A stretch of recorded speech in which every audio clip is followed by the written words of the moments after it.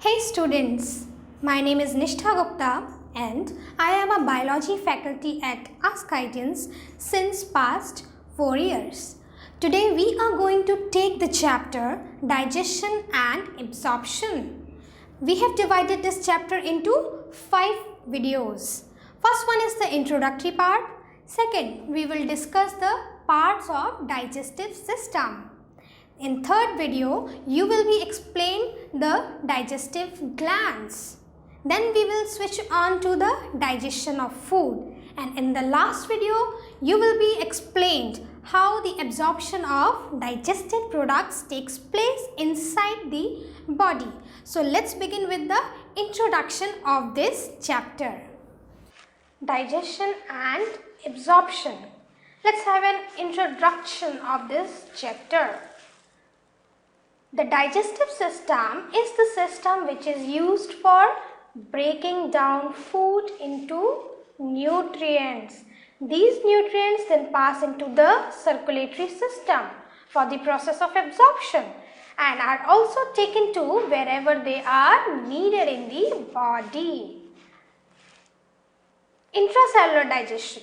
This is a type of digestion. First is intracellular and second is extracellular digestion. So in intracellular digestion, what is happening? The process of digestion is occurring within the cell in the food vacuole. Look into this amoeba proteus. Example, protozoa, porifera, coelenterata and free-living platyhelminthes. Extracellular digestion. It is the digestion in which the process of digestion is occurring outside the cell. Look into the diagram. This is an example of Hydra. Okay, so this diagram is showing digestion in Hydra. So example, coelentrates, phylum Platyhelminthes and phylum Chordata. Stages in digestion. First is ingestion, that is taking in of food. Second is digestion, breaking down food into nutrients. Third is absorption, taking in nutrients by cells. So cells are absorbing.